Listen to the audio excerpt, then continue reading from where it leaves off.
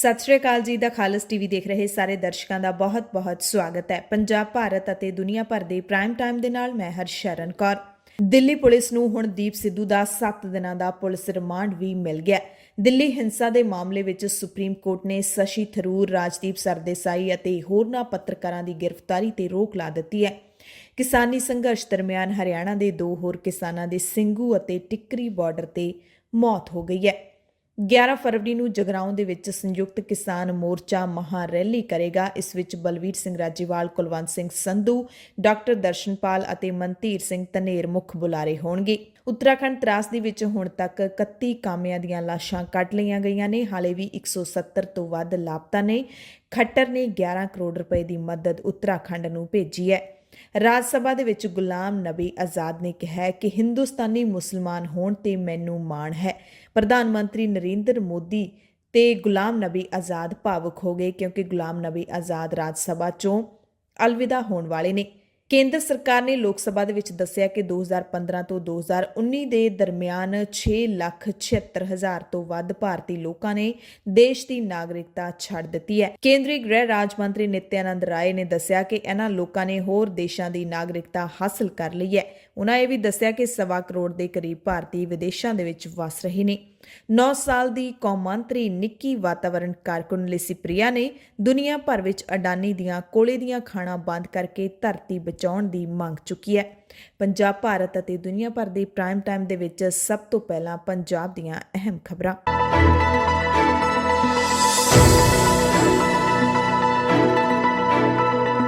ਸਭ ਤੋਂ ਪਹਿਲੀ ਖਬਰ, ਦਿੱਲੀ ਪੁਲਿਸ ਨੇ ਅਦਾਕਾਰ ਦੀਪ ਸਿੱਧੂ ਨੂੰ ਸਵੇਰੇ ਗ੍ਰਿਫਤਾਰ ਕੀਤਾ। 9 ਫਰਵਰੀ ਦੀ ਸਵੇਰੇ ਸਪੈਸ਼ਲ ਸੈੱਲ ਨੇ ਦੀਪ ਸਿੱਧੂ ਦੀ ਗ੍ਰਿਫਤਾਰੀ ਦਾ ਦਾਅਵਾ ਕੀਤਾ। 26 ਜਨਵਰੀ ਨੂੰ ਕਿਸਾਨਾਂ ਦੀ ਟਰੈਕਟਰ ਪਰੇਡ ਦੌਰਾਨ ਲਾਲ ਕਿਲੇ ਤੇ ਕੇਸਰੀ ਝੰਡਾ ਤੇ ਕਿਸਾਨੀ ਦਾ ਝੰਡਾ ਝੁਲਾਉਣ ਦੇ ਮਾਮਲੇ ਦੇ ਵਿੱਚ ਪੁਲਿਸ ਦੀਪ ਸਿੱਧੂ ਦੀ ਭਾਲ ਕਰ ਰਹੀ ਸੀ। ਦਿੱਲੀ ਪੁਲਿਸ ਨੇ ਚੰਡੀਗੜ੍ਹ ਤੇ ਅੰਬਾਲਾ ਵਿੱਚ ਜ਼ੀਰਕਪੁਰ ਇਲਾਕੇ 'ਚੋਂ ਗ੍ਰਿਫਤਾਰ ਕਰਨ ਦਾ ਦਾਅਵਾ ਕੀਤਾ। PTI ਦੀ ਖਬਰ ਦੇ ਮੁਤਾਬਿਕ ਗਣਤੰਤਰ ਦਿਹਾੜੇ ਮੌਕੇ ਦਿੱਲੀ ਦੇ ਲਾਲ ਕਿਲੇ ਦੇ ਵਿੱਚ ਅਤੇ ਦਿੱਲੀ ਵਿੱਚ ਵਾਪਰੀਆਂ ਹਿੰਸਕ ਘਟਨਾਵਾਂ ਦੇ ਮਾਮਲੇ ਵਿੱਚ ਦੀਪ ਸਿੱਧੂ ਨੂੰ ਮੁਲਜ਼ਮ ਵਜੋਂ ਨਾਮਜ਼ਦ ਕੀਤਾ ਗਿਆ ਸੀ ਅਤੇ ਦਿੱਲੀ ਪੁਲਿਸ ਨੇ ਸਿੱਧੂ ਅਤੇ 3 ਹੋਰ ਨੌਜਵਾਨਾਂ ਦੀ ਗ੍ਰਿਫਤਾਰੀ ਲਈ 1-1 ਲੱਖ ਰੁਪਏ ਦੇ ਇਨਾਮ ਦਾ ਐਲਾਨ ਵੀ ਕੀਤਾ ਸੀ। ਦੀਪ ਸਿੱਧੂ ਦੀ ਗ੍ਰਿਫਤਾਰੀ ਤੋਂ ਬਾਅਦ ਦਿੱਲੀ ਪੁਲਿਸ ਨੇ ਪ੍ਰੈਸ ਕਾਨਫਰੰਸ ਕੀਤੀ। ਪੁਲਿਸ ਦੇ ਸਪੈਸ਼ਲ ਸੈੱਲ ਦੇ DCP ਸੰਜੀਵ ਯਾਦਵ ਨੇ ਦੱਸਿਆ ਕਿ 26 ਜਨਵਰੀ ਵਾਲੇ ਦਿਨ ਦਿੱਲੀ ਦੇ ਲਾਲ ਕਿਲੇ ਤੇ ਜੋ ਘਟਨਾ ਵਾਪਰੀ ਉਸ ਮਾਮਲੇ ਵਿੱਚ ਦੀਪ ਸਿੱਧੂ ਵਾਂਟਡ ਸੀ। ਸੋਮਵਾਰ ਰਾਤ ਮਿਲੀ ਇੱਕ ਜਾਣਕਾਰੀ ਦੇ ਆਧਾਰ ਤੇ 10:30 ਵਜੇ ਹਰਿਆਣਾ ਦੇ ਕਰਨਾਲ ਤੋਂ ਦੀਪ ਸਿੱਧੂ ਨੂੰ ਗ੍ਰਿਫਤਾਰ ਕੀਤਾ। ਯਾਦਵ ਨੇ ਕਿਹਾ ਕਿ ਲੰਘੀ ਰਾਤ ਸਿੱਧੂ ਕਰਨਾਲ ਵਿੱਚ ਕਿਸੇ ਦੀ ਉਡੀਕ ਕਰ ਰਿਹਾ ਸੀ। ਦੀਪ ਸਿੱਧੂ ਨੂੰ ਹੁਣ ਅਦਾਲਤ ਵਿੱਚ ਪੇਸ਼ ਕਰਕੇ ਰਿਮਾਂਡ ਤੇ ਲਿਆ ਜਾਏਗਾ।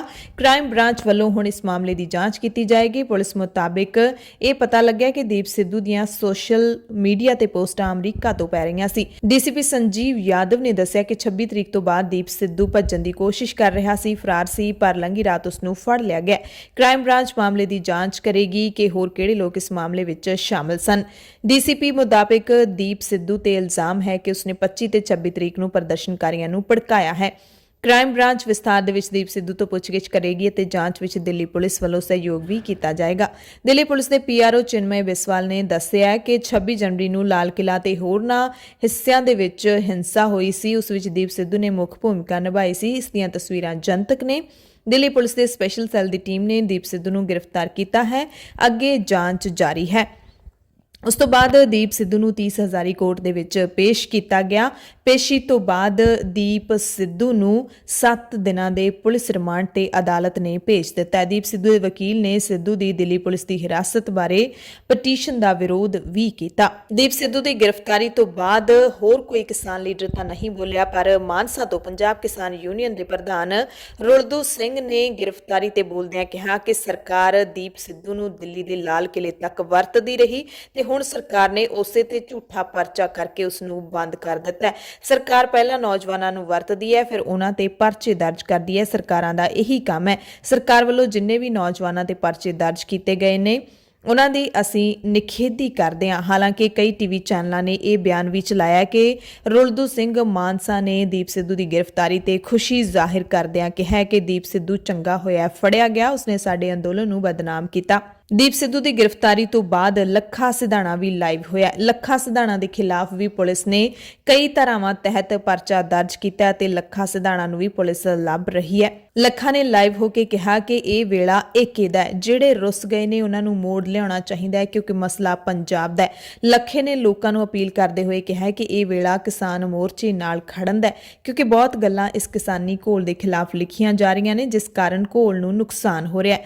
ਲੱਖੇ ਨੇ ਅੱਗੇ ਕਿਹਾ ਕਿ ਹਰਿਆਣਾ, यूपी, राजस्थान ਤੇ ਉੱਤਰਾਖੰਡ ਦੇ ਕਿਸਾਨ ਲੀਡਰ ਅਗਲੀ ਰਣਨੀਤੀ ਨੂੰ ਲੈ ਕੇ ਪੰਚਾਇਤਾਂ ਕਰ ਰਹੇ ਨੇ ਜਦੋਂ ਕਿ ਪੰਜਾਬ 'ਚ ਹਲੇ ਵੀ ਇਹੀ ਚੱਲ ਰਿਹਾ ਹੈ ਕਿ ਕੌਣ ਸਹੀ ਹੈ ਤੇ ਕੌਣ ਗਲਤ। ਲੱਖੇ ਨੇ ਲੋਕਾਂ ਨੂੰ ਤੇ ਕਿਸਾਨ ਲੀਡਰਾਂ ਨੂੰ ਅਪੀਲ ਕੀਤੀ ਹੈ ਕਿ ਇਹ ਸਮਾਂ ਕਿਸੇ ਨੂੰ ਵੱਖ ਕਰਨ ਦਾ ਨਹੀਂ ਹੈ।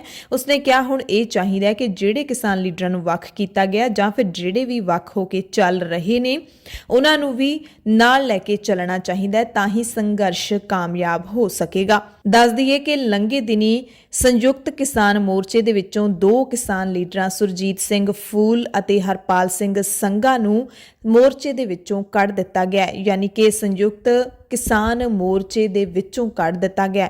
ਹਾਲਾਂਕਿ ਹਰਪਾਲ ਸਿੰਘ ਸੰਘਾ ਨੇ ਕਿਹਾ ਕਿ ਜਦੋਂ ਤੱਕ ਕਾਨੂੰਨ ਵਾਪਸ ਨਹੀਂ ਹੋਣਗੇ ਉਹ ਮੋਰਚੇ ਵਿੱਚੋਂ ਨਹੀਂ ਜਾਣਗੇ।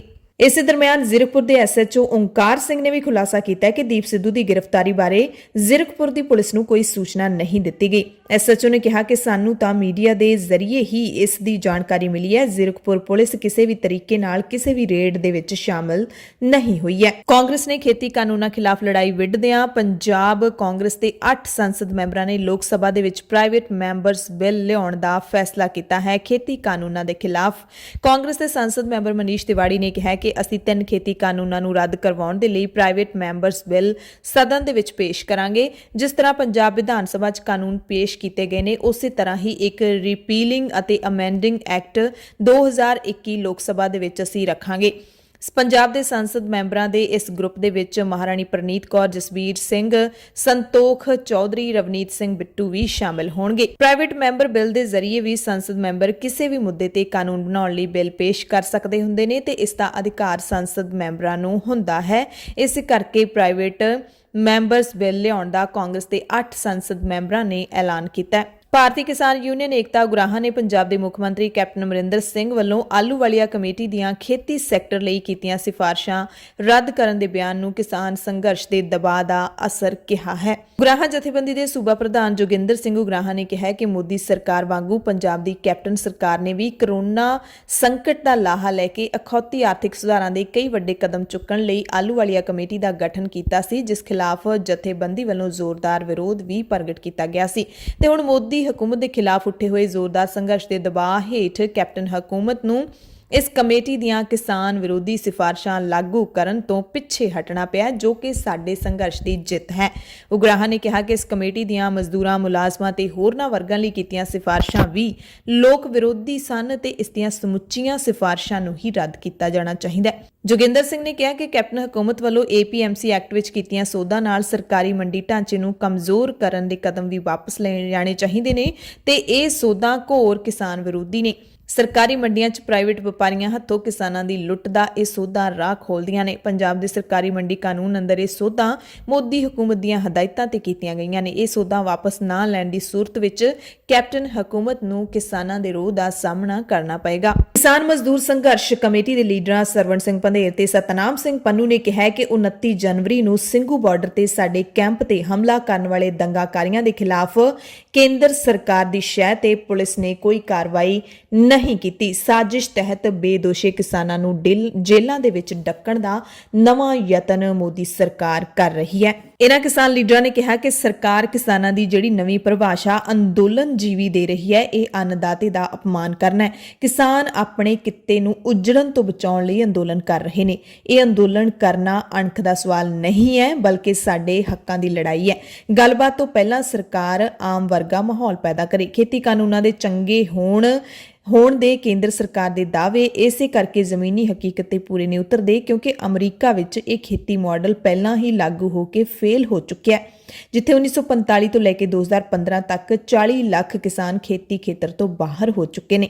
ਫੇਲ ਹੋਇਆ ਮਾਡਲ ਸਾਡੇ ਤੇ ਲਾਗੂ ਕੀਤਾ ਜਾ ਰਿਹਾ ਹੈ। ਸਰਵਣ ਸਿੰਘ ਪੰਧੇਰ ਨੇ ਵੀ ਕਿਹਾ ਕਿ 3 ਨੌਜਵਾਨਾਂ ਦੀ ਜ਼ਮਾਨਤ ਦੇ ਉੱਤੇ ਜਲਦ ਰਿਹਾਈ ਹੋ ਜਾਏਗੀ। ਦਿੱਲੀ ਅੰਦੋਲਨ ਦੀਆਂ ਮੰਗਾਂ ਦੀ ਪੂਰਤੀ ਤੱਕ ਇਹ ਅੰਦੋਲਨ ਜਾਰੀ ਰਹੇਗਾ। ਸਾਰੀਆਂ ਜਥੇਬੰਦੀਆਂ ਰਲ ਕੇ ਨਵਾਂ ਐਕਸ਼ਨ ਲੈ ਕੇ ਆਉਣਗੀਆਂ। 26 ਜਨਵਰੀ ਦੇ ਛੜਯੰਤਰ ਦੀ ਸੁਪਰੀਮ ਕੋਰਟ ਦੇ ਕਿਸੇ ਸਾਬਕਾ ਨਿਰਪੱਖ ਜੱਜ ਦੇ ਕੋਲੋਂ ਜਾਂਚ ਕਰਵਾਉਣ ਦੀ ਸਰਵਣ ਸਿੰਘ ਪੰਧੇਰ ਨੇ ਮੰਗ ਕੀਤੀ ਹੈ। ਦਿੱਲੀ ਦੀ ਜਾਗੋ ਪਾਰਟੀ ਨੇ ਵੀ ਹਰਿਆਣਾ ਤੋਂ ਲਾਪਤਾ ਹੋਏ ਕਿਸਾਨ ਬਰਜਿੰਦਰ ਸਿੰਘ ਦੀ ਭਾਲ ਲਈ ਦਿੱਲੀ ਹਾਈ ਕੋਰਟ ਵਿੱਚ ਇੱਕ ਪਟੀਸ਼ਨ ਦਾਇਰ ਕੀਤੀ ਹੈ। ਬਰਜਿੰਦਰ ਸਿੰਘ ਦੀ ਕਾਨੂੰਨੀ ਪੈਰਵਾਈ ਕਰ ਰਹੇ ਵਕੀਲ ਨਕਿੰਦਰ ਬੈਨੀਪਾਲ ਨੇ ਦੱਸਿਆ ਕਿ ਦਿੱਲੀ ਹਾਈ ਕੋਰਟ ਵਿੱਚ ਹੀਬੀਅਸ ਕੋਰਪਸ ਪਟੀਸ਼ਨ ਸਾਡੇ ਵੱਲੋਂ ਦਾਇਰ ਕੀਤੀ ਗਈ ਸੀ।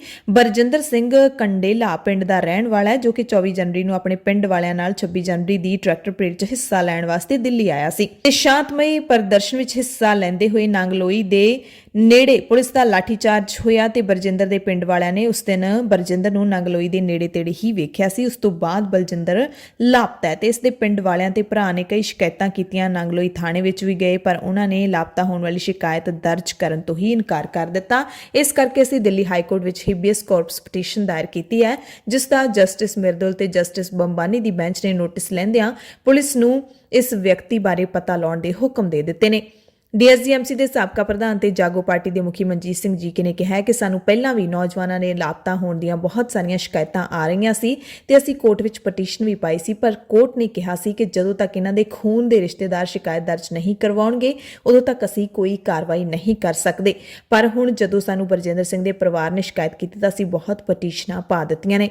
ਜੀਕੇ ਨੇ ਵੀ ਦੱਸਿਆ ਕਿ ਗਲਤ ਪ੍ਰਚਾਰ ਕਰਨ ਵਾਲੇ ਟੀਵੀ ਚੈਨਲਾਂ ਨੂੰ ਵੀ ਅਸੀਂ ਨੋਟਿਸ ਭਿਜਵਾਏ ਨੇ। ਕੰਗਨਾ ਰਣੌਤ ਦੇ ਟਵੀਟਾਂ ਤੇ ਵੀ ਅਸੀਂ ਟਵਿੱਟਰ ਨੂੰ ਨੋਟਿਸ ਭੇਜਿਆ ਸੀ, ਜਿਸ ਤੋਂ ਬਾਅਦ ਟਵਿੱਟਰ ਨੇ ਉਸ ਤੇ 2 ਟਵੀਟ ਡਿਲੀਟ ਕਰ ਦਿੱਤੇ। ਨਵਦੀਪ ਕੌਰ ਦਾ ਮਸਲਾ ਵੀ ਅਸੀਂ ਸਭ ਤੋਂ ਪਹਿਲਾਂ ਚੁੱਕਿਆ, ਇਹ ਮਨਜੀਤ ਸਿੰਘ ਜੀਕੇ ਨੇ ਦਾਅਵਾ ਕੀਤਾ ਹੈ। ਜੀਕੇ ਨੇ ਚੇਤਾਵਨੀ ਦਿੱਤੀ ਹੈ ਕਿ ਜਿਸਨੇ ਵੀ ਜ਼ਿਆਦਤੀ ਕੀਤੀ ਹੈ ਉਸ ਨੂੰ ਕਾਨੂੰਨ ਦੇ ਦਾਇਰੇ ਦੇ ਵਿੱਚ ਅਸੀਂ ਲੈ ਕੇ ਆਵਾਂਗੇ। ਸਾਡੇ ਕੋਲ ਵਕੀਲ ਹਨ ਤੇ ਅਸੀਂ ਹਰ ਮੁੱਦੇ ਤੇ ਕੇਸ ਲੜਨ ਦੇ ਲਈ ਤਿਆਰ ਹਾਂ। ਮਨਜੀਤ ਸਿੰਘ ਜੀਕੇ ਨੇ ਹੈਲਪਲਾਈਨ ਨੰਬਰ ਵੀ ਜਾਰੀ ਕੀਤਾ ਹੈ 9990 32290 9990 32290 9990002290। ਇਸ ਨੰਬਰ ਤੇ ਫੋਨ ਕਰਕੇ ਕਿਸੇ ਵੀ ਤਰੀਕੇ ਦੀ ਮਦਦ ਮਨਜੀਤ ਸਿੰਘ ਜੀਕੇ ਦੀ ਜਾਗੋ ਪਾਰਟੀ ਤੋਂ ਤੁਸੀਂ ਲੈ ਸਕਦੇ ਹੋ। ਪੰਜਾਬ ਤੇ ਹਰਿਆਣਾ ਹਾਈ ਕੋਰਟ ਦੇ ਵਕੀਲ ਜਗਤਾਰ ਸਿੰਘ ਸਿੱਧੂ ਨੇ 26 ਜਨਵਰੀ ਨੂੰ ਕਿਸਾਨਾਂ ਦੀ ਟਰੈਕਟਰ ਪਰੇਡ ਦੌਰਾਨ ਲਾਪਤਾ ਜਾਂ ਗ੍ਰਿਫਤਾਰ ਹੋਏ ਕਿਸਾਨ ਜਾਂ ਫਿਰ ਲੋਕਾਂ ਦੇ ਲਈ ਮੁਫਤ ਕਾਨੂੰਨੀ ਪੈਰਵਾਈ ਕਰਨ ਲਈ ਆਪਣਾ ਹੱਥ ਅੱਗੇ ਵਧਾਇਆ। ਸਿੱਧੂ ਨੇ ਕਿਸਾਨਾਂ ਦੇ ਲਈ ਹੈਲਪਲਾਈਨ ਨੰਬਰ ਵੀ ਜਾਰੀ ਕੀਤਾ ਹੈ। ਨੰਬਰ ਹੈ 9815 14042 9815 18528। ਦੋ ਨੰਬਰ ਨੇ 9815 14042 9815 18528। ਇਹਨਾਂ ਨੰਬਰਾਂ ਤੇ ਫੋਨ ਕਰਕੇ ਤੁਸੀਂ ਵਕੀਲ ਜਗਤਾਰ ਸਿੰਘ ਸਿੱਧੂ ਨਾਲ ਸੰਪਰਕ ਕਰ ਸਕਦੇ ਹੋ। ਕਿਸਾਨ ਜਾਂ ਹੋਰ ਕੋਈ ਵੀ ਲੋੜਵੰਦ ਮੋਰਚੇ ਦੇ ਲੋਕ ਸਵੇਰੇ 8 ਵਜੇ ਤੋਂ ਰਾਤ 10 ਵਜੇ ਤੱਕ ਸੰਪਰਕ ਕਰ ਸਕਦੇ ਨੇ। ਸਿੱਧੂ ਨੇ ਬੇਨਤੀ ਵੀ ਕੀਤੀ ਹੈ ਕਿ 26 ਜਨਵਰੀ ਤੋਂ ਬਾਅਦ ਗ੍ਰਿਫਤਾਰ ਕੀਤੇ ਜਾਂ ਫਿਰ ਗੁੰਮਸ਼ੁਦਾ ਹੋਏ ਕੱਲੇ-ਕੱਲੇ ਬੰਦੇ ਦਾ ਪਤਾ ਲਾਇਆ ਜਾਵੇ। ਜੇ ਕਿਸੇ ਦੇ ਵੀ ਪਰਿਵਾਰਕ ਮੈਂਬਰ, ਰਿਸ਼ਤੇਦਾਰ, ਪਿੰਡ, ਜਥੇਬੰਦੀ ਜਾਂ ਫਿਰ ਆਂਢ ਗੁਆਂਢ ਦਾ ਕੋਈ ਵੀ ਬੰਦਾ ਲਾਪਤਾ ਹੈ, ਕਿਰਪਾ ਕਰਕੇ ਮੈਨੂੰ ਸੰਪਰਕ ਕਰੋ। ਮੈਂ 24 ਘੰਟਿਆਂ ਦੇ ਅੰਦਰ ਤੁਹਾਡੇ ਲਾਪਤਾ ਪਰਿਵਾਰਕ ਮੈਂਬਰ ਦਾ ਪਤਾ ਲਾ ਕੇ ਦੇਵਾਂਗਾ। ਵਕੀਲ ਨੇ ਕਿਹਾ ਕਿ ਬਾਕੀ ਕੇਸਾਂ ਦੀ ਪੈਰਵਾਈ ਮੇਰੀ ਪੂਰੀ ਟੀਮ ਕਰ ਰਹੀ ਹੈ, ਪਰ ਮੇਰਾ ਪਹਿਲਾ ਕੰਮ ਇਹ ਹੈ ਕਿ ਸਾਰੇ ਕਿਸਾਨਾਂ ਦੀ ਭਾਲ ਕਰਕੇ ਉਹਨਾਂ ਦੇ ਪਰਿਵਾਰ ਨਾਲ ਉਹਨਾਂ ਦੀ ਗੱਲ ਕਰਵਾਵਾਂ ਤੇ ਉਹਨਾਂ ਤੱਕ ਕੱਪੜੇ ਤੇ ਹੋਰ ਜ਼ਰੂਰੀ ਸਮਾਨ ਪਹੁੰਚਾਵਾਂ। ਪੁਲਿਸ ਵੱਲੋਂ ਸਿੰਘੂ ਬਾਰਡਰ ਤੋਂ ਗ੍ਰਿਫਤਾਰ ਕੀਤੀ ਗਈ ਨਵਦੀਪ ਕੌਰ ਦੀ ਰਿਹਾਈ ਦੇ ਲਈ ਜ਼ਿਲ੍ਹਾ ਮੁਕਤਸਰ ਸਾਹਿਬ ਵਿਖੇ PKMU ਦੀ ਕਮਾਨ ਹੇਠ ਖੇਤੀਬਾੜੀ ਮਜ਼ਦੂਰਾਂ ਨੇ ਰੋਸ ਮਾਰਚ ਕੱਢਿਆ। ਮਾਰਚ ਦੇ ਵਿੱਚ ਮਜ਼ਦੂਰਾਂ, ਕਿਸਾਨਾਂ ਦੇ ਨਾਲ-ਨਾਲ ਬਿਜਲੀ ਸੰਸਥਾ ਦੇ ਮੈਂਬਰਾਂ, ਅਧਿਆਪਕਾਂ, ਨੌਜਵਾਨਾਂ ਤੇ ਔਰਤਾਂ ਨੇ ਵੀ ਹਿੱਸਾ ਲਿਆ। ਲੋਕਾਂ ਨੇ ਹੱਥਾਂ ਵਿੱਚ ਪੋਸਟਰ ਫੜ ਕੇ ਨਵਦੀਪ ਕੌਰ ਦੀ ਰਿਹਾਈ ਦੀ ਮੰਗ ਕੀਤੀ। ਦਿੱਲੀ ਦੇ ਸਿੰਘੂ ਅਤੇ ਟਿੱਕਰੀ ਬਾਰਡਰ ਤੇ ਹਰਿਆਣਾ ਦੇ 2 ਹੋਰ ਕਿਸਾਨਾਂ ਦੀ ਮੌਤ ਦੀ ਖਬਰ ਮਿਲੀ ਹੈ। 50 ਸਾਲ ਦੇ ਹਰਿੰਦਰ ਸਿੰਘ ਦੀ ਸਿੰਘੂ ਬਾਰਡਰ ਤੇ ਮੌਤ ਹੋ ਗਈ, ਜਦੋਂ ਕਿ 28 ਸਾਲਾਂ ਦੇ ਦੀਪਕ ਦੀ ਟਿੱਕਰੀ ਬਾਰਡਰ ਤੇ ਟਰੈਕਟਰ ਟਰਾਲੀ ਤੋਂ ਹੇਠਾਂ ਡਿੱਗਣ ਕਾਰਨ ਸਿਰ ਤੇ ਸੱਟ ਲੱਗਣ ਕਾਰਨ ਮੌਤ ਹੋ ਗਈ। ਹਰਿੰਦਰ ਦੀ ਮੌਤ ਦਿਲ ਦਾ ਦੌਰਾ ਪੈਣ ਕਾਰਨ ਹੋਈ ਹੈ। ਕਿਸਾਨਾਂ ਦੇ ਸੰਘਰਸ਼ ਨੂੰ ਕੌਮਾਂਤਰੀ ਪੱਧਰ ਦੀ ਹਮਾਇਤ ਲਗਾਤਾਰ ਜਾਰੀ ਹੈ। ਅਮਰੀਕਾ ਦੀ ਕੌਮੀ ਫੁੱਟਬਾਲ ਲੀਗ ਸੁਪਰ ਬਾਊਲ ਦੇ ਵਿੱਚ ਭਾਰਤ ਵਿੱਚ ਚੱਲ ਰਹੇ ਕਿਸਾਨੀ ਸੰਘਰਸ਼ ਬਾਰੇ 30 ਸੈਕਿੰਡ ਦਾ ਇੱਕ ਇਸ਼ਤਿਹਾਰ ਜਾਰੀ ਕੀਤਾ ਗਿਆ। ਇਸ ਇਸ਼ਤਿਹਾਰ ਵਿੱਚ ਕਿਸਾਨੀ ਸੰਘਰਸ਼ ਨੂੰ ਮਨੁੱਖੀ ਇਤਿਹਾਸ ਦਾ ਸਭ ਤੋਂ ਵੱਡਾ ਸੰਘਰਸ਼ ਦੱਸਿਆ ਗਿਆ। ਜਾਣਕਾਰੀ ਮੁਤਾਬਿਕ ਇਸ ਇਸ਼ਤਿਹਾਰ ਦੇ ਲਈ 55 ਲੱਖ ਰੁਪਏ ਦਿੱਤੇ ਗਏ ਨੇ ਕਿਉਂਕਿ ਇਸ ਥਾਂ ਦੇ ਉੱਤੇ 30 ਸੈਕਿੰਡ ਦਾ ਇਸ਼ਤਿਹਾਰ ਚਲਵਾਉਣ ਦੇ ਲਈ 55 ਲੱਖ ਰੁਪਏ ਦੀ ਕੀਮਤ ਦੇਣੀ ਪੈਂਦੀ ਹੈ।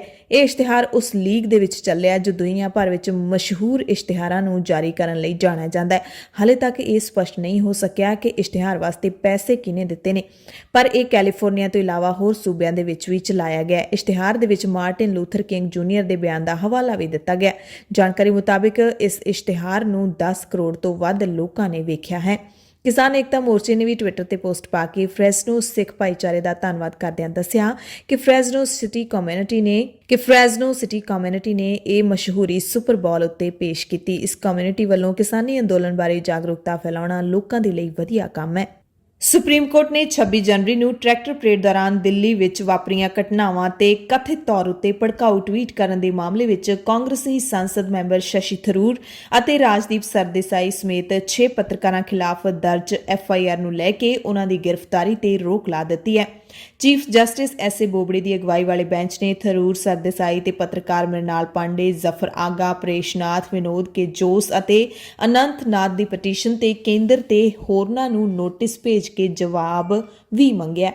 ਉਧਰ ਭਾਰਤੀ ਕਿਸਾਨ ਯੂਨੀਅਨ ਦੇ ਲੀਡਰ ਰਾਕੇਸ਼ ਟਿਕੈਤ ਤੇ ਹੋਰਨਾਂ ਲੀਡਰਾਂ ਦੇ ਵੱਲੋਂ ਹਰਿਆਣਾ ਦੇ ਵਿੱਚ ਧੜਾਧੜ ਮਹਾ ਪੰਚਾਇਤਾਂ ਕੀਤੀਆਂ ਜਾ ਰਹੀਆਂ ਨੇ। ਰਾਕੇਸ਼ ਟਿਕੈਤ ਗੁਰੂਕਸ਼ੇਤਰ ਦੇ ਗੁਮਥਲਾ ਗੱਡੂ ਦੀ ਅਨਾਜ ਮੰਡੀ ਦੇ ਵਿੱਚ ਕਿਸਾਨ ਮਹਾ ਪੰਚਾਇਤ ਵਿੱਚ ਸ਼ਿਰਕਤ ਕਰਨ ਦੇ ਲਈ ਪਹੁੰਚੇ। ਟਿਕੈਤ ਨੇ ਕਿਹਾ ਕਿ ਚੌਧਰੀ ਛੋਟੂ ਰਾਮ ਨੇ ਮੰਡੀ ਵਿਵਸਥਾ ਬਣਾਈ ਸੀ ਤਾਂ ਜੋ ਕਿਸਾਨਾਂ ਦਾ ਸ਼ੋਸ਼ਣ ਨਾ ਹੋ ਸਕੇ। ਜੇ ਇਸ ਵਿਵਸਥਾ ਨਾਲ ਛੇੜਛਾੜ ਹੋਈ ਤਾਂ ਅਸੀਂ ਇੱਟ ਨਾਲ ਇੱਟ ਖੜਕਾ ਦੇਵਾਂਗੇ। ਟਿਕੈਤ ਨੇ ਕਿਹਾ ਸਰਕਾਰ ਨੇ ਕਿਸਾਨੀ ਅੰਦੋਲਨ ਵਿੱਚ ਫੁੱਟ ਪਾਉਣ ਦੀ ਬਹੁਤ ਕੋਸ਼ਿਸ਼ ਕੀਤੀ ਹੈ ਪਰ ਇਸ ਦੇ ਬਾਵਜੂਦ ਵੀ ਮੋਰਚਾ ਡਟਿਆ ਰਿਹਾ ਹੈ। ਟਿਕੈਤ ਨੇ ਕੰਟਰੈਕਟ ਫਾਰਮਿੰਗ ਦੀ ਵੀ ਨਿੰਦਿਆ ਕੀਤੀ। ਕਿਹਾ ਕਿ ਸਾਜ਼ਿਸ਼ ਦੇ ਤਹਿਤ 26 ਜਨਵਰੀ ਨੂੰ ਲਾਲ ਕਿਲੇ ਤੇ ਝੰਡਾ ਲਹਿਰਾਇਆ ਗਿਆ। ਖੇਤੀ ਕਾਨੂੰਨ ਵਾਪਸ ਸਰਕਾਰ 2 ਅਕਤੂਬਰ ਤੱਕ ਲੈ ਲਵੇ, ਇਹ ਮੁੜ ਤੋਂ ਟਿਕੈਤ ਨੇ ਚੇਤਾਵਨੀ ਦਿੱਤੀ ਹੈ। ਕਿਸਾਨ ਮਹਾਪੰਚਾਇਤ ਵਿੱਚ ਸਾਬਕਾ IG ਰਣਬੀਰ ਸਿੰਘ ਵੀ ਸ਼ਾਮਲ ਹੋਏ। ਟਿਕੈਤ ਦੀ ਮਹਾਪੰਚਾਇਤ ਵਿੱਚ ਹਰਿਆਣਾ ਸਮੇਤ ਪੰਜਾਬ ਤੇ ਉੱਤਰ ਪ੍ਰਦੇਸ਼ ਦੇ ਕਿਸਾਨ ਵੱਡੀ ਗਿਣਤੀ ਵਿੱਚ ਪਹੁੰਚੇ। ਇਸ ਵਿੱਚ ਕੈਥਲ, ਪਟਿਆਲਾ, ਅੰਬਾਲਾ, ਕੁਰੂਕਸ਼ੇਤਰ, ਯਮੁਨਾਨਗਰ, ਸਹਾਰਨਪੁਰ, ਪੰਚਕੂਲਾ, ਮੇਰਠ ਅਤੇ ਕਰਨਾਲ ਸਮੇਤ ਕਈ ਜ਼ਿਲ੍ਹਿਆਂ ਦੇ ਕਿਸਾਨ ਸ਼ਾਮਲ ਹੋਏ। ਉੱਤਰਾਖੰਡ ਵਿੱਚ ਵਾਪਰੀ ਤਰਾਸਦੀ ਦੀ ਗੱਲ ਕਰ ਲਈਏ ਤਾਂ ਇਸ ਮਸਲੇ ਦੇ ਵਿੱਚ ਸੂਬਾ ਸਰਕਾਰ ਵੱਲੋਂ ਇਸਰੋ ਮਾਹਿਰਾਂ ਤੇ DRDO ਟੀਮ ਦੀ ਮਦਦ ਲਈ ਜਾ ਰਹੀ ਹੈ ਤੇ ਇਹ ਟੀਮ ਹੁਣ ਹਾਦਸੇ ਦੇ ਅਸਲ ਕਾਰਨਾਂ ਦਾ ਪਤਾ ਲਾਏਗੀ। ਚਮੋਲੀ ਜ਼ਿਲ੍ਹੇ ਵਿੱਚ ਰਿਸ਼ੀ ਗੰਗਾ ਵਾਦੀ ਵਿੱਚ ਆਏ ਹੜ੍ਹ ਵਿੱਚ ਮਰਨ ਵਾਲਿਆਂ ਦੀ ਗਿਣਤੀ ਮੰਗਲਵਾਰ ਨੂੰ ਵੱਧ ਕੇ ਯਾਨੀ ਕਿ 9 ਫਰਵਰੀ ਨੂੰ ਵੱਧ ਕੇ 31 ਤੱਕ ਪਹੁੰਚ ਗਈ ਹੈ, ਜਦੋਂ ਕਿ NTPC ਦੇ ਤਪੋਵਨ ਪ੍ਰੋਜੈਕਟ ਦੀ ਸੁਰੰਗ ਵਿੱਚ ਫਸੇ 30 ਤੋਂ 35 ਲੋਕਾਂ ਨੂੰ ਬਾਹਰ ਕੱਢਣ ਲਈ ਫੌਜ ਸਮੇਤ ਕਈ ਏਜੰਸੀਆਂ ਦੇ ਸਾਂਝੇ ਬਚਾਅ ਤੇ ਰਾਹਤ ਕਾਰਜ ਜੰਗੀ ਪੱਧਰ ਤੇ ਜਾਰੀ ਨੇ। ਹਾਲੇ ਵੀ 175 ਹੋਰ ਲਾਪਤਾ ਲੋਕਾਂ ਦੀ ਖਬਰ ਮਿਲ ਰਹੀ ਹੈ। ਮੁੱਖ ਮੰਤਰੀ ਤ੍ਰਿਵੇਂਦਰ ਸਿੰਘ ਰਾਵਤ ਨੇ ਇਲਾਕੇ ਦਾ ਹਵਾਈ ਸਰਵੇਖਣ ਕੀਤਾ, ਹਾਦਸੇ ਦੇ ਜ਼ਖਮੀਆਂ ਨਾਲ ਮੁਲਾਕਾਤ ਕੀਤੀ ਤੇ ਉਹਨਾਂ ਦਾ ਹਾਲ ਚਾਲ ਵੀ ਪੁੱਛਿਆ। ਉੱਤਰਾਖੰਡ ਵਿੱਚ ਗਲੇਸ਼ੀਅਰ ਟੁੱਟਣ ਕਾਰਨ ਆਈ ਵਿਪਤਾ ਤੋਂ ਬਾਅਦ ਹਰਿਆਣਾ ਦੇ ਮੁੱਖ ਮੰਤਰੀ ਮਨੋਹਰ ਲਾਲ ਖੱਟਰ ਨੇ ਮੁੱਖ ਮੰਤਰੀ ਰਾਹਤ ਫੰਡ ਵਿੱਚੋਂ 11 ਕਰੋੜ ਰੁਪਏ ਦਾਨ ਦੇਣ ਦਾ ਐਲਾਨ ਕੀਤਾ ਹੈ। ਖੱਟਰ ਨੇ ਟਵੀਟ ਕਰਕੇ ਇਸ ਦੀ ਜਾਣਕਾਰੀ ਦਿੱਤੀ ਹੈ ਤੇ ਹੋਰ ਵੀ ਸੰਭਵ ਮਦਦ ਦਾ ਭਰੋਸਾ ਦਿੱਤਾ ਹੈ।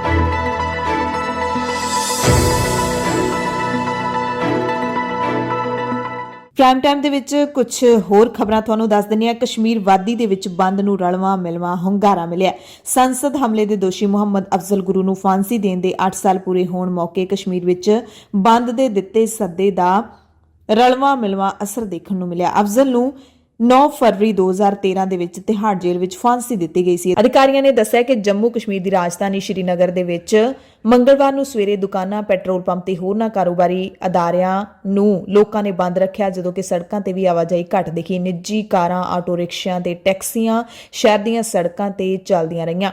ਕਿਸੇ ਵੀ ਅਣਸੁਖਾਵੀ ਘਟਨਾ ਨੂੰ ਰੋਕਣ ਲਈ ਸ਼ਹਿਰ ਤੇ ਵਾਦੀ ਦੀਆਂ ਸੰਵੇਦਨਸ਼ੀਲ ਥਾਵਾਂ ਦੇ ਉੱਤੇ ਵਧੇਰੇ ਸੁਰੱਖਿਆ ਬਲ ਤੈਨਾਤ ਕੀਤੇ ਗਏ ਸੀ। ਜੰਮੂ ਕਸ਼ਮੀਰ ਲਿਬਰੇਸ਼ਨ ਫਰੰਟ ਯਾਨੀ ਕਿ JKLF ਨੇ ਪਿਛਲੇ ਹਫ਼ਤੇ ਅਫਜ਼ਲ ਗੁਰੂ ਤੇ ਉਸਦੇ ਬਾਨੀ ਮਕਬੂਲ ਬੱਟ ਨੂੰ ਫਾਂਸੀ ਦੇਣ ਦੀ ਬਰਸੀ ਮੌਕੇ 9 ਤੇ 11 ਫਰਵਰੀ ਨੂੰ ਵਾਦੀ ਵਿੱਚ ਬੰਦ ਦਾ ਐਲਾਨ ਕੀਤਾ ਸੀ। ਰਾਜ ਸਭਾ ਦੀ ਖਬਰ ਤੁਹਾਨੂੰ ਦੇ ਦਈਏ ਤਾਂ ਕਾਂਗਰਸ ਦੇ ਸੰਸਦ ਮੈਂਬਰ ਗੁਲਾਮ ਨਬੀ ਆਜ਼ਾਦ ਦਾ ਕਾਰਜਕਾਲ ਪੂਰਾ ਹੋਣ ਵਾਲਾ ਹੈ। ਇਸ ਮੌਕੇ ਪ੍ਰਧਾਨ ਮੰਤਰੀ ਸਣੇ ਕਈ ਸੰਸਦ ਮੈਂਬਰਾਂ ਨੇ ਅੱਜ ਰਾਜ ਸਭਾ ਦੇ ਵਿੱਚ ਅਲਵਿਦਾ ਭਾਸ਼ਣ ਦਿੱਤਾ। ਗੁਲਾਮ ਨਬੀ ਆਜ਼ਾਦ ਨਾਲ ਆਪਣੇ ਸੰਬੰਧਾਂ ਦਾ ਜ਼ਿਕਰ ਕਰਦਿਆਂ ਮੋਦੀ ਸਦਨ ਦੇ ਵਿੱਚ ਭਾਵੁਕ ਵੀ ਹੋ ਗਏ।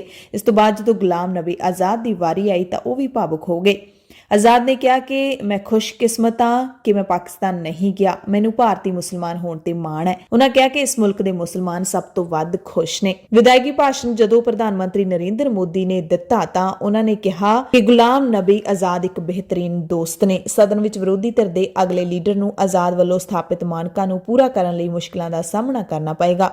ਆਜ਼ਾਦ ਨੂੰ ਜਿਵੇਂ ਪਾਰਟੀ ਦਾ ਫਿਕਰ ਹੈ ਉਸੇ ਤਰ੍ਹਾਂ ਉਹਨਾਂ ਨੂੰ ਸਦਨ ਤੇ ਮੁਲਕ ਦਾ ਵੀ ਫਿਕਰ ਹੈ। ਮੋਦੀ ਨੇ ਕਿਹਾ ਕਿ ਵਿਰੋਧੀ ਧਿਰ ਦੇ ਆਗੂ ਦੇ ਅਹੁਦੇ ਤੇ ਰਹਿੰਦੇ ਆਜ਼ਾਦ ਨੇ ਕਦੇ ਆਪਣਾ ਪ੍ਰਭਾਵ ਸਥਾਪਿਤ ਕਰਨ ਦੀ ਕੋਸ਼ਿਸ਼ ਨਹੀਂ ਕੀਤੀ।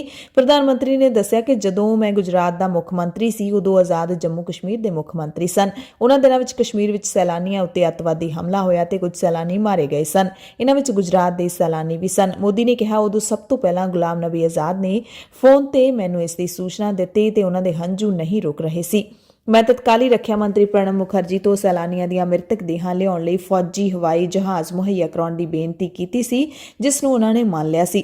ਰਾਤ ਨੂੰ ਆਜ਼ਾਦ ਨੇ ਮੁੜ ਫੋਨ ਕੀਤਾ ਤੇ ਇਹ ਫੋਨ ਉਹਨਾਂ ਨੇ ਹਵਾਈ ਅੱਡੇ ਤੋਂ ਕੀਤਾ ਸੀ ਅਤੇ ਉਹ ਉਸੇ ਤਰ੍ਹਾਂ ਫਿਕਰਮੰਦ ਸਨ ਜਿਵੇਂ ਲੋਕ ਆਪਣੇ ਪਰਿਵਾਰ ਲਈ ਹੁੰਦੇ ਨੇ। ਇਹ ਬੋਲਦਿਆਂ ਪ੍ਰਧਾਨ ਮੰਤਰੀ ਰੋਣ ਹਾਕੇ ਹੋ ਗਏ। ਮੋਦੀ ਨੇ ਕਿਹਾ ਕਿ ਮੈਂ ਆਜ਼ਾਦ ਦਾ ਬਹੁਤ ਸਤਿਕਾਰ ਕਰਦਾ। ਗੁਲਾਮ ਨਬੀ ਆਜ਼ਾਦ ਅਤੇ ਨਜ਼ੀਰ ਅਹਿਮਦ ਦਾ ਕਾਰਜਕਾਲ 15 ਫਰਵਰੀ ਅਤੇ ਮਨਹਾਸ ਦਾ ਕਾਰਜਕਾਲ 10 ਫਰਵਰੀ ਨੂੰ ਪੂਰਾ ਹੋ ਰਿਹਾ ਹੈ। ਪੰਜਾਬ ਪੁਲਿਸ ਨੇ ਗੈਰ ਕਾਨੂੰਨੀ ਗਤੀਵਿਧੀਆਂ ਰੋਕੂ ਕਾਨੂੰਨ ਯਾਨੀ ਕਿ UAPA ਤਹਿਤ ਇੱਕ ਮੁਲਜ਼ਮ ਨੂੰ ਸਥਾਨਕ ਪੁਲਿਸ ਦੀ ਮਦਦ ਨਾਲ ਮਹਾਰਾਸ਼ਟਰ ਦੇ ਨਾਂਦੇੜ ਤੋਂ ਗ੍ਰਿਫਤਾਰ ਕੀਤਾ ਹੈ। ਨਾਂਦੇੜ ਪੁਲਿਸ ਦੇ ਅਧਿਕਾਰੀ ਨੇ ਜਾਣਕਾਰੀ ਦਿੱਤੀ ਕਿ ਮੁਲਜ਼ਮ ਦੀ ਪਛਾਣ ਗੁਰਪਿੰਦਰ ਸਿੰਘ ਵਜੋਂ ਹੋਈ ਹੈ, ਜਿਸ ਦੀ ਉਮਰ 40 ਸਾਲ ਹੈ। ਪੰਜਾਬ ਦੇ ਮੁਕਤਸਰ ਜ਼ਿਲ੍ਹੇ ਦੇ ਰਹਿਣ ਵਾਲਾ ਹੈ ਤੇ ਗੈਰ ਕਾਨੂੰਨੀ ਗਤੀਵਿਧੀਆਂ ਰੋਕੂ ਕਾਨੂੰਨ ਤਹਿਤ ਲੋੜੀਂਦਾ ਸੀ। ਉਹਨਾਂ ਦੱਸਿਆ ਕਿ ਮੁਲਜ਼ਮ ਅੰਮ੍ਰਿਤਸਰ ਤੋਂ ਭੱਜ ਕੇ ਇੱਥੇ ਆਇਆ ਸੀ ਤੇ ਨਾਂਦੇੜ ਵਿੱਚ ਕੁਝ ਸਮੇਂ ਤੋਂ ਕੰਮ ਕਰ ਰਿਹਾ ਸੀ। UAPA ਤਹਿਤ ਬਹੁਤ ਸਾਰੇ ਲੋਕਾਂ ਨੂੰ ਇਸ ਮੁਲਕ ਦੇ ਵਿੱਚ ਗ੍ਰਿਫਤਾਰ ਕੀਤਾ ਜਾਂਦਾ ਹੈ, ਖਾਸ ਕਰਕੇ ਪੰਜਾਬ ਦੇ ਵਿੱਚੋਂ, ਅਤੇ UAPA ਤਹਿਤ ਕੀਤੀ ਹਰ ਗ੍ਰਿਫਤਾਰੀ ਤੋਂ ਬਾਅਦ ਕਈ ਸਵਾਲ ਜ਼ਰੂਰ ਉੱਠਦੇ ਨੇ।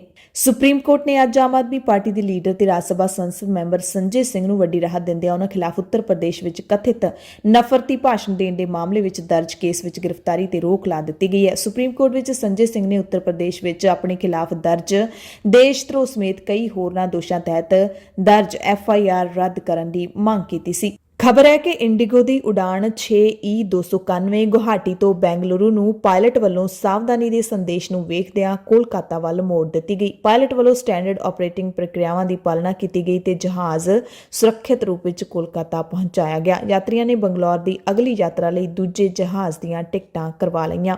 ਪੰਜਾਬ ਹਰਿਆਣਾ ਹਾਈ ਕੋਰਟ ਨੇ ਇੱਕ ਨਵਾਂ ਫੈਸਲਾ ਸੁਣਾਇਆ ਕਿ ਜੇ ਪਤੀ ਦੀ ਤਨਖਾਹ ਵੱਧਦੀ ਹੈ ਤਾਂ ਪਤੀ ਵੀ ਵਧੇ ਹੋਏ ਅੰਤਰਿਮ ਰੱਖ ਰਖਾਅ ਭੱਤੇ ਦੀ ਹੱਕਦਾਰ ਹੈ।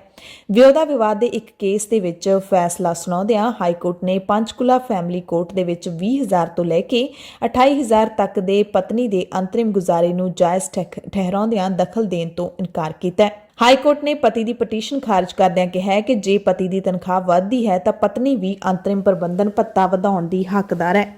ਪੰਜਾਬ ਤੇ ਹਰਿਆਣਾ ਹਾਈ ਕੋਰਟ ਨੇ ਆਪਣੇ ਇੱਕ ਫੈਸਲੇ ਵਿੱਚ ਸਪਸ਼ਟ ਕੀਤਾ ਹੈ ਕਿ ਜੇਕਰ ਵਿਆਹੁਤਾ ਝਗੜੇ ਦੀ ਸਥਿਤੀ ਵਿੱਚ ਪਤੀ ਦੀ ਤਨਖਾਹ ਵਿੱਚ ਵਾਧਾ ਹੁੰਦਾ ਹੈ ਤਾਂ ਪਤਨੀ ਵੀ ਗੁਜ਼ਾਰਾ ਭੱਤੇ ਵਿੱਚ ਵਾਧੇ ਦੀ ਹੱਕਦਾਰ ਹੈ। ਹਾਈ ਕੋਰਟ ਦੇ ਜਸਟਿਸ HS ਮਦਾਨ ਨੇ ਇੱਕ ਪਤੀ ਵੱਲੋਂ ਦਾਇਰ ਪਟੀਸ਼ਨ ਖਾਰਜ ਕਰਦਿਆਂ ਇਹ ਹੁਕਮ ਸੁਣਾਇਆ। ਪੰਚਕੂਲਾ ਨਿਵਾਸੀ ਵਰੁਣ ਜਗੋਤਾ ਨੇ ਹਾਈ ਕੋਰਟ ਵਿੱਚ ਪਟੀਸ਼ਨ ਦਾਇਰ ਕਰਕੇ ਪੰਚਕੂਲਾ ਫੈਮਿਲੀ ਕੋਰਟ ਦੇ 5 ਮਾਰਚ 2020 ਦੇ ਆਦੇਸ਼ ਨੂੰ ਚੁਣੌਤੀ ਦਿੱਤੀ ਸੀ। ਅਸਮ ਰਾਈਫਲਸ ਦਾ ਅਸਲਾ ਲੈ ਕੇ ਦਿੱਲੀ ਤੋਂ ਸ਼ਿਲੌਂਗ ਜਾ ਰਹੇ ਟਰੱਕ ਵਿੱਚੋਂ ਕਿਸੇ ਨੇ ਅਸਲੇ ਦੇ 2 ਬੈਗ ਚੋਰੀ ਕਰ ਲਏ। ਇਹਨਾਂ ਬੈਗਾਂ ਵਿੱਚ 9 ਮੈਗਜ਼ੀਨ ਅਤੇ 180 ਕਾਰਤੂਸ ਸਨ। ਪੁਲਿਸ ਮੁਤਾਬਕ ਚੋਰੀ ਦੀ ਇਹ ਘਟਨਾ ਐਤਵਾਰ ਨੂੰ ਉਦੋਂ ਵਾਪਰੀ ਜਦੋਂ ਟਰੱਕ ਡਰਾਈਵਰ ਜਾਲੇਸਰ ਸੜਕ ਉੱਤੇ ਰਾਤ ਦੀ ਠਹਿਰ ਲਈ ਰੁਕਿਆ ਸੀ। ਫਿਰੋਜ਼ਾਬਾਦ ਦੇ ਵਧੀਕ SP MC ਮਿਸ਼ਰਾ ਨੇ ਦੱਸਿਆ ਕਿ ਅਸਮ ਰਾਈਫਲਸ ਦੇ ਯੂਨਿਟ 3 ਦੇ ਜਵਾਨ ਅਵਦੇਸ਼ ਕੁਮਾਰ ਨੇ ਪੁਲਿਸ ਨੂੰ ਚੋਰੀ ਦੀ ਸ਼ਿਕਾਇਤ ਦਿੱਤੀ ਸੀ, ਜਿਸ ਤੇ ਪੁਲਿਸ ਨੇ FIR ਦਰਜ ਕਰਕੇ ਜਾਂਚ ਸ਼ੁਰੂ ਕਰ ਦਿੱਤੀ ਹੈ।